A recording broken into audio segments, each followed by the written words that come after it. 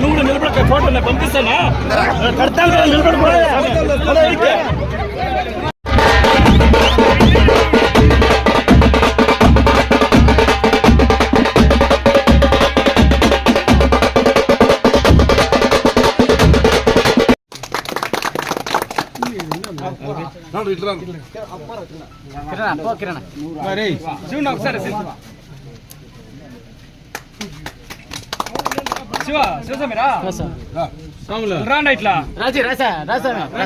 మంచి అయ్యప్ప సమ్మాల్లో వేసుకుంటారు పార్టీ కంటే మంచిది కరెక్ట్ గా ఉండాలి. సరే ఓట్లు వేయాలి, మనం మంచి మెజార్టీ తేవాలబ్బా. గంజోడోళ్ళంతా ఒక లెక్క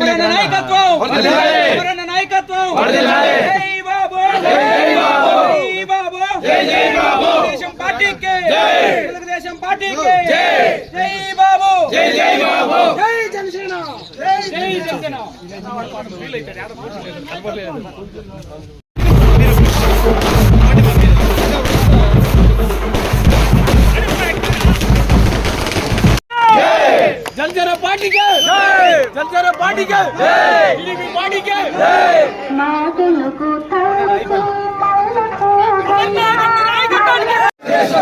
సైకిల్ గుర్తుకే సైకిల్ గుర్తుకే సైకిల్ గుర్తుకే. పల్లి గ్రామంలో తెలుగుదేశం పార్టీని ఇంత ఆదరించినటువంటి సందర్భం లేదు. ఈ కార్యక్రమాన్ని ఇంత దిగ్విజయంగా చేయడానికి కారణమైనటువంటి అటు తెలుగుదేశం పార్టీ జనసేనకు సంబంధించినటువంటి నాయకులకు కార్యకర్తలందరికీ మనస్ఫూర్తిగా చేతులు నా కృతజ్ఞతలు తెలియజేస్తున్నాను. ముఖ్యంగా ఈరోజు ఇంటింటి తెలుగుదేశం పార్టీ కార్యక్రమంలో ఈ ప్రభుత్వం గత 4.5 సంవత్సరాలు చేసినటువంటి కార్యక్రమాలు కానీ, గతంలో జగన్మోహన్ రెడ్డి గారు అధికారంలోకి మునుపు ఆయన చెప్పినటువంటి మాటలు కానీ, ఈరోజు ఆయన 4.5 సంవత్సరంలో ఏం చేశాడో చెప్పాల్సినటువంటి బాధ్యత ఆ పార్టీ నాయకుల పైన ఉన్నా, ఏం చేయలేకపోయాడో, ఏం చెప్పి ప్రజలను మోసం చేస్తున్నాడో వాటిని ప్రజలకు తెలియజేయడానికి ఈరోజు ఈ కార్యక్రమం నిర్వహించడం జరుగుతూ ఉంది. ముఖ్యంగా ఈరోజు అటు తెలుగుదేశం పార్టీ జనసేన పార్టీకి సంబంధించినటువంటి ఉమ్మడి కార్యాచరణ ఏదైతే ఉమ్మడి మేనిఫెస్టోతో త్వరలోనే మళ్ళా కూడా ప్రజల్లోకి రాబోతూ ఉన్నాం. ముఖ్యంగా జగన్మోహన్ రెడ్డి గారు ఈ 4.5 సంవత్సరాల్లో గ్రామ పంచాయతీల్లో ఏ మాత్రం కూడా అభివృద్ధి కార్యక్రమాలు చేయలేదనడానికి ఈరోజు మేము ప్రతి గ్రామం తిరుగుతూ ఉంటే క్లియర్ గా కళ్ళకు అర్థం కనపడతా ఉంది. కనీసం గత ప్రభుత్వంలో వేసినటువంటి స్ట్రీట్ లైట్లు కూడా కొత్త లైట్లు వేసేటువంటి పరిస్థితి కూడా ఈరోజు గ్రామ పంచాయతీలో లేదు.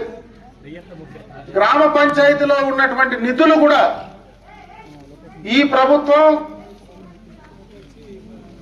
ఏదైతే గాంధీ మహాత్ముడు కన్నటువంటి కలలు, గ్రామ స్వరాజ్యం తీసుకురావాలనే కలలు కన్నాడో దానికి తూట్లు పొడిచే కార్యక్రమం ఈరోజు జగన్మోహన్ రెడ్డి గారి ప్రభుత్వం చేస్తా ఉంది. అందుకే గ్రామ పంచాయతీలు మొత్తం కూడా నిర్వీర్యం అయిపోయాయని చెప్పి సందర్భంగా కూడా తెలియజేసుకుంటున్నా. వస్తే మొత్తం రేట్లు తగ్గించేస్తానన్నాడు. నిత్యావసర వస్తువుల ధరలు విపరీతంగా పెరిగిపోయాయి. గడిచిన 4.5 సంవత్సరానికి ఇప్పుడు పోలిస్తే ఉప్పు, పప్పు, నూనె అన్ని రకాలైనటువంటి నిత్యావసర వస్తువుల ధరలు పెరిగాయి. కరెంటు ఛార్జీలు పెంచనన్నాడు, 9 సార్లు పెంచాడు. డీజిల్, పెట్రోలు, గ్యాస్ ధరలు విపరీతంగా పెంచాడు. ఈరోజు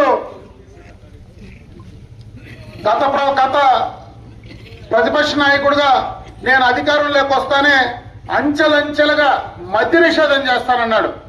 ఈరోజు అంచెలంచెలుగా మద్యాన్ని రేట్లు పెంచుతా ఉన్నాడు. నిన్న కూడా మళ్ళీ కూడా ఒక దఫా పెంచడం జరిగింది. క్వార్టర్ పైన 20 రూపాయలు, 10 రూపాయలు. ఈరోజు మనలాంటి ప్రాంతాల్లో మనం డీజిల్ పెట్రోల్ కొనాలంటే కర్ణాటకకు పోయి తెచ్చుకుంటూ ఉన్నాం. ఈ గ్రామాల్లో అంతా కర్ణాటకకు పోయి డీజిల్ పెట్రోల్ కొనుక్కుంటా ఉన్నాం. మందు తాగాలంటే బార్డర్లకు పోయి కర్ణాటక మందు తాగుతూ ఉన్నారు. ఈరోజు కర్ణాటక మన ఇసుక మాత్రం కర్ణాటకకు పంపిస్తా ఉన్నాడు. అంటే ఇక్కడ ఉండేటువంటి ఈ ప్రభుత్వానికి రావాల్సినటువంటివన్నీ కూడా పక్క రాష్ట్రాలకు తరలిస్తా ఉన్నాడు. ఈరోజు యువకులందరూ ఉన్నారు. వీళ్ళ ఉపాధి అవకాశాలకు ఈ రాష్ట్రానికి పెట్టుబడులు రావాలి.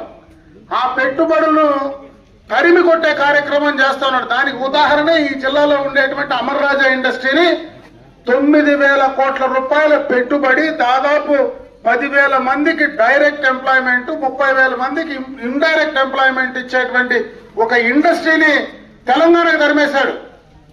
యువకుల భవిష్యత్తును నాశనం చేసే కార్యక్రమం.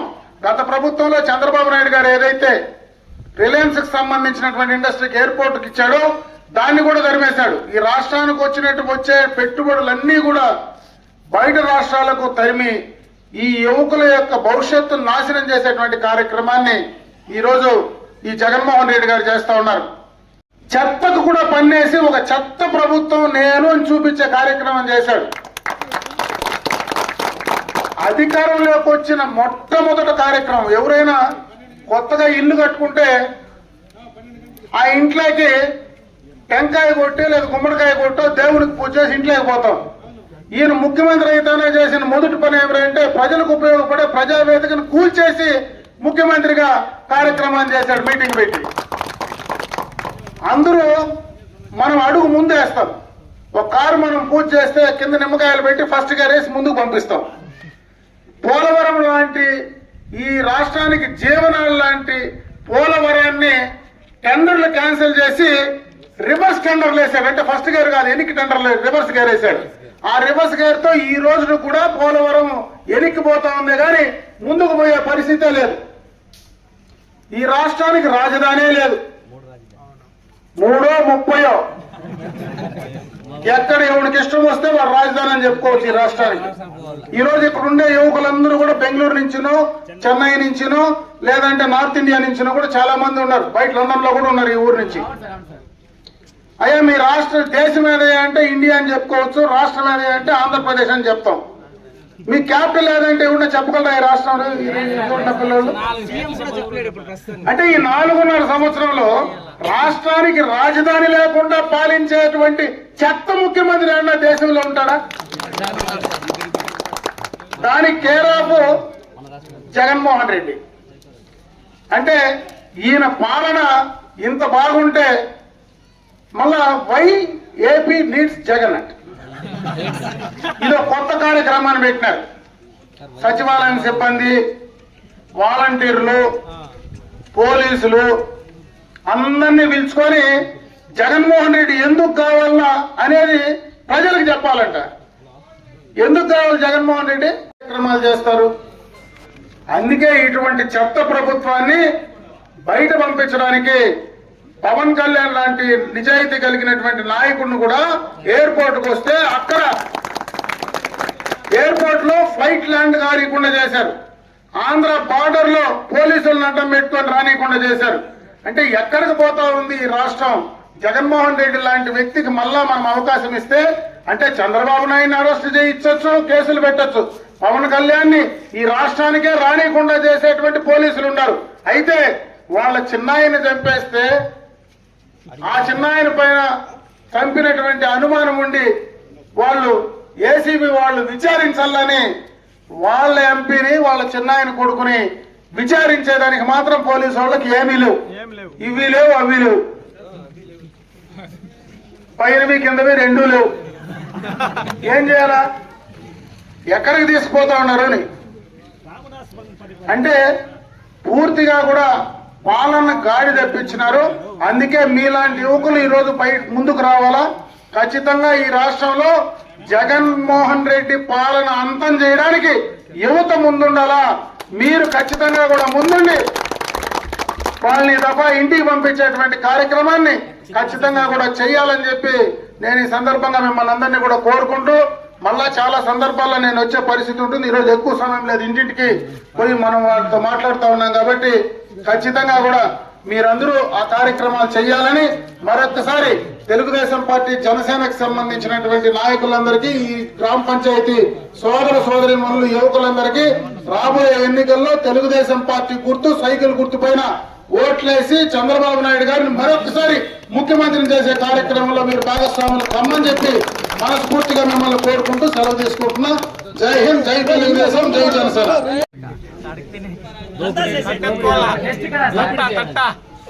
దోపిడీనే కాదు, ఎవరైనా నోరు తెరిచి ప్రజాస్వామ్యబద్ధంగా మాట్లాడే పరిస్థితి ఈరోజు ధైర్యంగా ఉందా ఈ రాష్ట్రంలో? చంద్రబాబు నాయుడు లాంటి వ్యక్తినే 45 సంవత్సరాలు ఈ రాష్ట్రంలో రాజకీయాలు చేసిన వ్యక్తి ఈ యొక్క కంబైన్డ్ రాష్ట్రంలో మరి విభజన ఆంధ్రప్రదేశ్ కు 14 సంవత్సరాలు ముఖ్యమంత్రిగా 14 సంవత్సరాలు ప్రతిపక్ష నాయకుడిగా సర్వీస్ చేసిన వ్యక్తి ఈ రోజు మన ఇండ్లలో ఉండేటువంటి పిల్లలు ప్రపంచంలో ప్రతి ఇంట్లో కూడా ప్రపంచంలో ఎక్కడో పోయి పనిచేసి ఇంటికి డబ్బులు పంపిస్తా ఉండేదానికి కారణం ఐటీ ఆ రోజు ముందు చూపుతో తెచ్చినటువంటి చంద్రబాబు నాయుడు లాంటి వ్యక్తి పైనే తప్పుడు కేసు పెట్టారు. ఆ కేసులు కూడా ఏంటివి? వీళ్ళు ఇసుక దొంగలు ఇచ్చి కర్ణాటకకి వీళ్ళు అమ్ముకొని చంద్రబాబు నాయుడు పైన ఇసుక కేసు పెడతారంట. ఇది ఎక్కడ పెట్టారు? మద్యం కేసు అంట. అసలు నువ్వు మద్య నిషేధం పెడతానని ఆ మందు తాగితే గంబోరా కోడ్ వచ్చినట్టు రోగం వచ్చినట్టు మనుషులు ఊగి ఆరోగ్యం పాడు చేసుకొని సస్తా ఉంటే జగన్మోహన్ రెడ్డి పైన కేసు పెట్టాలనా చంద్రబాబు నాయుడు పైన కేసు పెట్టాలనా? ఇదే జిల్లాలో ప్రతిపక్ష నాయకుడుగా ఈ జిల్లాలో ప్రాజెక్టుల పరిశీలనకు వస్తే అంగళ్ళలో మీరు అడ్డం పెట్టి జెండాలేసి రాళ్లేసి కట్లేసి ఆయన దారిలో ఆయన పోతా ఉంటే ఆయన పైన 307 కేసు పెడతారా? అటెంప్ట్ మర్డర్ అంట. చంద్రబాబు నాయుడు అప్పుడే అటెంప్ట్ మర్డర్ చేస్తాడా? Z+ సెక్యూరిటీ పెట్టుకొని ఆడ పోలీసులు లేరా? అటెంప్ట్ మర్డర్ కేసు అంటే ఇంతకంటే విడ్డూరమైనటువంటి తప్పుడు కేసులు ఏమైనా ఉంటాయా? ఇదే వీకోట్లో పుంగనూరు గలాటాలు జరిగితే ఇదే వీకోట్లో రంగనాథ్ గాని ఇక్కడ ఉండేటువంటి నాయకులు రాంబాబు రంగనాథ్ నాయకులు అందరూ ఉన్నారు. వీళ్ళు వీకోట్లో వాళ్ళ ఇంటికాడ అనంతపురంలో ఉండేటువంటి వాళ్ళ ఇంటికాడ ఉంటే ఆడేదో పోలీసు వాళ్ళతో కూడా కలిసి ఉంటే వాళ్ళు పుంగనూరులో పోయి బండ్లు కాల్చినారని వాళ్ళపై 307 కేసు పెడతావు. నేను చంద్రబాబు నాయుడు వెనకంటి వచ్చిన కారణానికి నా పైన 307 పెడతావు, ఆర్మ్స్ యాక్ట్ పెడతావు. నేను ఫైరింగ్ ఓపెన్ చేయమన్నానంట, తుపాకులు అయితే కాల్ చేయమన్నానంట అందరినీ. బెయిల్ లేకుండా 2.5 సంవత్సరం ఇంట్లో లేకుండా మమ్మల్ని అందరినీ తరుముతావు. ఈ ఊర్లో ఎవరైనా గట్టిగా మాట్లాడితే వాళ్ళని బెదిరిస్తారు, భయపెడతారు. అసలు ఎక్కడికి పోతా ఉన్నాం? ఈ రోజు ఇక్కడ గెలిచినటువంటి నాయకులందరూ కూడా ఈ రోజు ఏదో మేము ఓట్లు వేసుకొని గెలిచినాం అనుకుంటా ఉన్నారు. ఎవడు ఓట్లు వేసుకొని గెల్లా? రిగ్గుంగు లేదు, ఓట్లు లేదు. ఆ కాగితాలు బెరికేసి యునానిమస్ చేసుకునే ప్రయత్నం చేస్తే తెలుగుదేశం పార్టీ పూర్తిగా ఎన్నికలు బాయ్కాట్ చేస్తే మీరు గెలిచినటువంటి వాళ్ళు మీరు కూడా కనీసం ఓటర్ దగ్గరికి పోయి నాకు ఓటు వేయండి అని అడగని వాళ్ళు కూడా ఈ రోజు ప్రజాప్రతినిధులుగా ఎన్నికైనారు.